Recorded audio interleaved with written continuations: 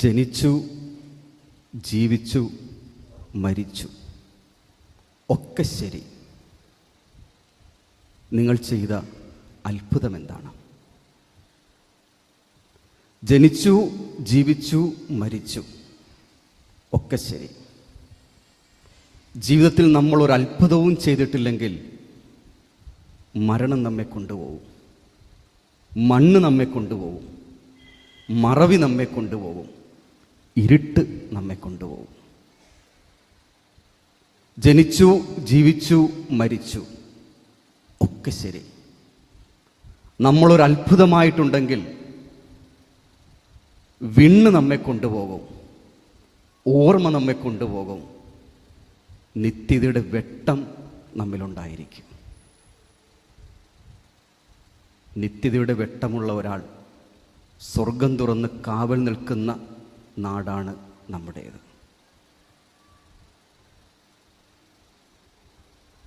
ഒരു വയോധിക രാജാവിനെ കാണാനെത്തി. രാജാവ് ചോദിച്ചു, ഞാൻ എന്താണ് നിങ്ങൾക്ക് ചെയ്തു തരേണ്ടത്? ആ സ്ത്രീ പറഞ്ഞു, ഇന്നലെ രാത്രിയിൽ ഞാൻ ഉറങ്ങിയപ്പോൾ കള്ളന്മാർ വന്ന് എൻ്റെ സകല സാധനങ്ങളും കൊണ്ടുപോയി. അങ്ങെനിക്ക് നഷ്ടപരിഹാരം നൽകണം. രാജാവ് ചോദിച്ചു, നിങ്ങൾ ഉറങ്ങിയത് കൊണ്ടല്ലേ കള്ളന്മാർ നിങ്ങളുടെ സാധനങ്ങൾ കൊണ്ടുപോയത്? അതിന് ഞാൻ എന്തിനാണ് നഷ്ടപരിഹാരം നൽകുന്നത്? ആ സ്ത്രീ പറഞ്ഞു, അങ്ങ് ഉണർന്നിരിക്കുമെന്ന് കരുതിയത് കൊണ്ടാണ് ഞാൻ ഉറങ്ങിയത്.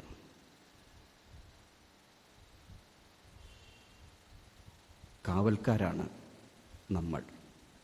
എല്ലാവരും കാവൽക്കാരാണ്. ഒരാൾ ഒറ്റയ്ക്കുണർന്നും ഒറ്റയ്ക്കുറങ്ങിയും ജീവിക്കുന്നില്ല. ആരോ ഒരാൾ അയാൾക്ക് വേണ്ടി ഉണർന്നിരിക്കുന്നുണ്ട്. ആരോ ഒരാൾ അയാൾക്ക് പകരം ഉറങ്ങുന്നുമുണ്ട്. ബൈബിളിൻ്റെ ആദ്യ പുസ്തകത്തിൽ ഒരു ചോദ്യമുണ്ട്.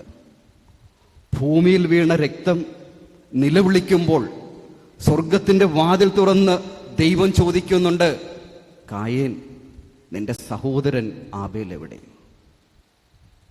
ഭൂമിയിൽ നിന്ന് ധാർഷ്ട്യത്തോടുള്ള ഒരു മറു ചോദ്യമാണ്, ഞാൻ എൻ്റെ സഹോദരന്റെ കാവൽക്കാരനാണോ?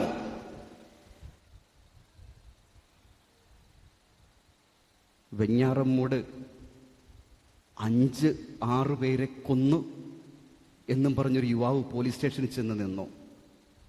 ഉറ്റവരെ ഉറുമ്പിനെ കൊല്ലുന്ന ലാഘവത്തോടെ കൊന്നിട്ട് സ്റ്റേഷനിൽ വന്ന് നിൽക്കുന്ന ആ ചെറുപ്പക്കാരനെ പോലീസുകാർ ഇങ്ങനെ നോക്കി.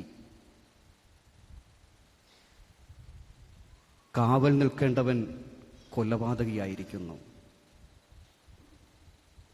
കേരളത്തിൽ 60 ദിവസം നടന്നത് 70 കൊലപാതകങ്ങൾ. അതും 30 കൊലപാതകം നടന്നത് സ്വന്തം വീട്ടിൽ. കാവൽ നിൽക്കുമെന്ന് കരുതുന്നവൻ കൊന്നുകളയുന്നു. സ്വന്തം അനുജനെ നെഞ്ചോട് പിടിച്ച് ഞെരിച്ചു കൊല്ലുമ്പോൾ ആ അനുജന്റെ ഹൃദയം അവസാനമായി ജ്യേഷ്ഠനോട് പറഞ്ഞത് എന്തായിരിക്കും? കാവലാകേണ്ടവനല്ലേ നീ? പ്രണയിച്ച് കല്യാണം കഴിച്ചതാണ് അവളെ. മാസങ്ങളെ ആയിട്ടുള്ളൂ.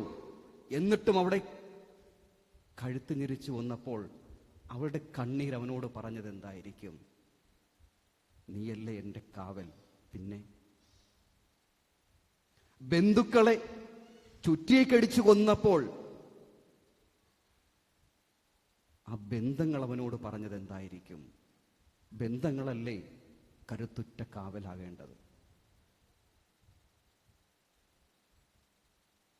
കാവലാകുന്നവൻ കവർച്ചക്കാരനാകുന്ന ഒരു നാടായി പോകുന്നു കേരളം. സഹപാഠിയുടെ കാവലായി നിൽക്കേണ്ടവൻ കോമ്പസ് കൊണ്ട് അവന്റെ നെഞ്ചിൽ കുത്തി രക്തം വരുന്നത് കാണുമ്പോൾ സ്വർഗം തുറന്ന് ദൈവം ഇപ്പോഴും ചോദിക്കുന്നില്ലേ, എൻ്റെ സഹോദരന്റെ രക്തം എന്നെ വിളിച്ച് നിലവിളിക്കുന്നു?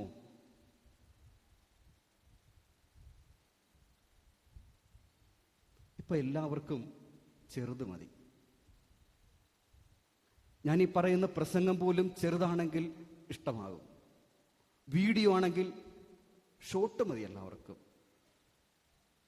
ജീവിതം തന്നെ അങ്ങനെ ആയി പോവുകയാണ്. വിവാഹ ജീവിതം മരിച്ച് വേർപെടുന്നത് വരെ ഒരുമിച്ച് ജീവിക്കണമെന്ന് പറഞ്ഞിട്ടാണ് അൾത്താരയിൽ നിന്ന് നമ്മൾ പോകുന്നത്. പക്ഷേ എത്ര നാള്? വളരെ കുറച്ച് നാളെ ഇപ്പോൾ പലരും ഒന്നിച്ച് ജീവിക്കുന്നുള്ളൂ. കേരളത്തിലെ നടക്കുന്ന ഒരു സത്യമുണ്ട്. ലോകത്ത് കൗമാരക്കാർ ആത്മഹത്യ ചെയ്യുന്നതിന്റെ തോത് ഏറ്റവും കൂടുതൽ കേരളത്തിലാണ്. പണ്ടൊക്കെ 10 വയസ്സാകുന്നത് കാത്തിരിക്കും ഈശോയെ സ്വീകരിക്കാൻ ആദ്യ കുർബാനയ്ക്ക്. ഇന്നത്തെ കുട്ടികൾ 10 വയസ്സാകുന്നത് കാത്തിരിക്കുന്നു ചെറിയൊരു ഗുണ്ടയായി മാറാൻ, കൂട്ടുകാരനെ ഉപദ്രവിക്കാൻ, സഹപാഠിയെ തല്ലിക്കൊല്ലാൻ, അധ്യാപകനെ ഭീഷണിപ്പെടുത്താൻ. എന്നിട്ട് കൗമാരം വിടുന്നതിന് മുമ്പ് അവൻ മരണത്തിന്റെ വഴിയെ പോകുന്നു. മണ്ണവനെ കൊണ്ടുപോകുന്നു, മരണം അവനെ കൊണ്ടുപോകുന്നു, മറവി അവനെ കൊണ്ടുപോകുന്നു, ഇരുട്ടവനെ കൊണ്ടുപോകുന്നു. പണ്ടൊക്കെ ജവമാല പിടിച്ച് തഴമ്പിച്ച കൈകൾ ഉയർത്തി അമ്മമാര് പ്രാർത്ഥിക്കുന്നത് എന്താണ്? എല്ലാം ദൈവം നോക്കിക്കൊള്ളും, എല്ലാം ദൈവം നോക്കിക്കൊള്ളും. രൂപക്കൂടിന് മുമ്പിൽ മെഴുകുതിരി കത്തിച്ച് ആ മെഴുകുതിരി ഉരുകുന്നതോടൊപ്പം മനസ്സുരുകി പ്രാർത്ഥിച്ചിരുന്നത് എന്താണ്? എല്ലാം ദൈവം നോക്കിക്കൊള്ളും, എല്ലാം ദൈവം നോക്കിക്കൊള്ളും. രാത്രി കുരിശുരൂപെടുത്ത് നെഞ്ചിൽ വെച്ച് ആ മനമുരുകി നമ്മൾ പ്രാർത്ഥിച്ചിരുന്നത് എന്താണ്?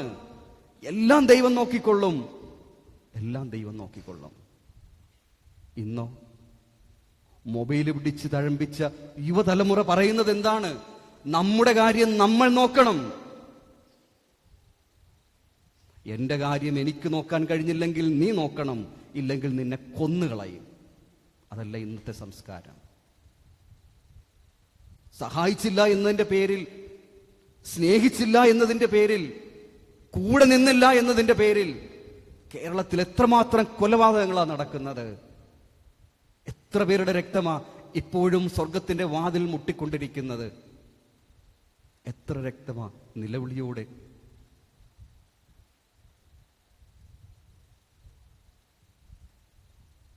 ചെറുതായി പോകുന്നില്ലേ നമ്മൾ?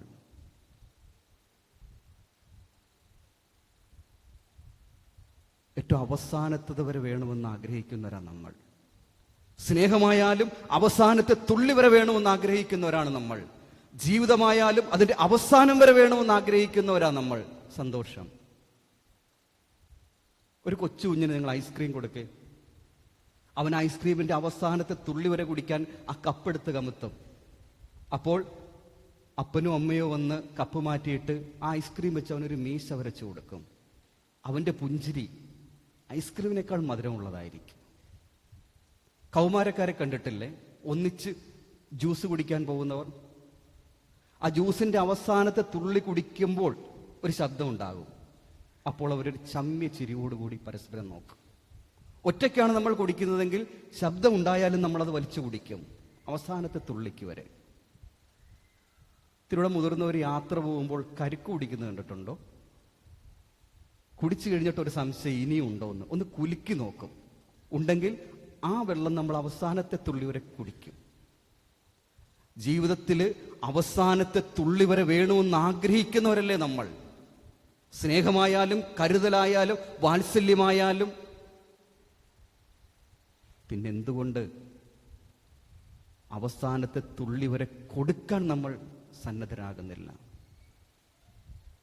കുരിശിൽ കിടന്നുകൊണ്ട് ക്രിസ്തു പറഞ്ഞു, എല്ലാം പൂർത്തിയായി. അവസാനത്തെ തുള്ളി രക്തം വരെ അവൻ കൊടുത്തു, അവസാനത്തെ തുള്ളി ജലം വരെ അവൻ കൊടുത്തു, അവന്റെ അവസാനത്തെ പ്രാണനായിരുന്ന അമ്മയെ വരെ അവൻ കൊടുത്തു. എല്ലാവരും പോയി കഴിഞ്ഞിട്ടും കൂടെ നിന്ന ആ ശിഷ്യനെ വരെ അവൻ കൊടുത്തു. അവസാനത്തെ തുള്ളി വരെ കൊടുത്തതിന് ശേഷമാണ് അവൻ പറഞ്ഞത് എല്ലാം പൂർത്തിയായി. അവസാനത്തെ തുള്ളി വരെ കൊടുക്കാൻ പഠിപ്പിച്ച ഒരപ്പൻ അവനുണ്ടായിരുന്നു, സ്വപ്നങ്ങളുടെ കാവൽക്കാരൻ. ആ കുടുംബത്തിന്റെ പേരിലാണ് പിന്നെ ആ നാടറിഞ്ഞത്, നസ്രത്തിലെ തിരുക്കുടുംബം.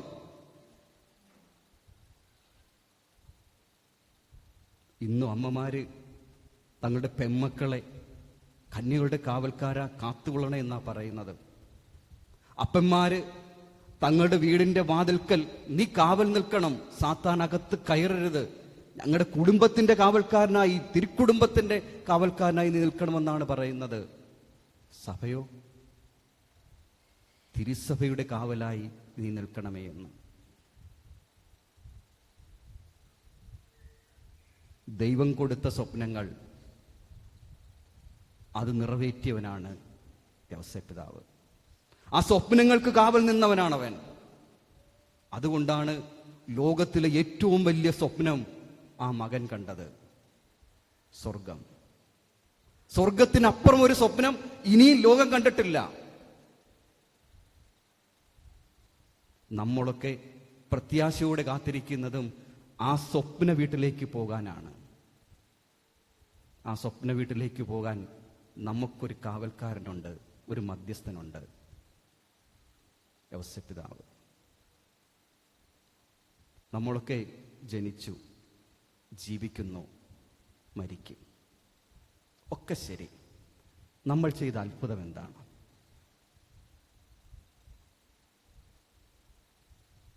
നമ്മൾ ആർക്കെങ്കിലും ജീവിതത്തിൽ ഒരു അത്ഭുതമായിട്ടുണ്ടോ? ആകണം. ഒരു മനുഷ്യന്റെ ഏറ്റവും വലിയ പ്രത്യാശ എന്താണെന്നറിയാമോ? എന്ത് വന്നാലും എങ്ങനെ വന്നാലും ഏത് സഹനത്തിലും എൻ്റെ കൂടെ നിൽക്കാൻ ഒരാളുണ്ട്, എൻ്റെ ഒപ്പം നിൽക്കാൻ ഒരു കാവലുണ്ട്. നമ്മുടെ ജീവിതത്തിലേക്ക് അമാവാസി എന്ന ഇരുട്ട് വന്ന് മൂടുമ്പോൾ നിലാവെന്ന വെളിച്ചമായിട്ട് വരാൻ ഒരാളുണ്ട്. ഇസ്രായേലിന്റെ കാവൽക്കാരൻ മയങ്ങുകയില്ല, ഉറങ്ങുകയില്ല. നമ്മുടെ കാവൽക്കാരനായ യൗസേപ്പ് പിതാവ് ഒരിക്കലും മയങ്ങുകയില്ല, ഉറങ്ങുകയില്ല. നമ്മളെന്ന കാവൽക്കാരനും ഒരിക്കലും മയങ്ങരുത്. ഒരിക്കലും നമ്മളുടെ കാവലിന്റെ വെളിച്ചം കെട്ടുപോകരുത്. ജനിച്ചു, ജീവിച്ചു, മരിച്ചു, ഒക്കെ ശരി. നമ്മൾ ചെയ്ത അത്ഭുതം എന്താണ്?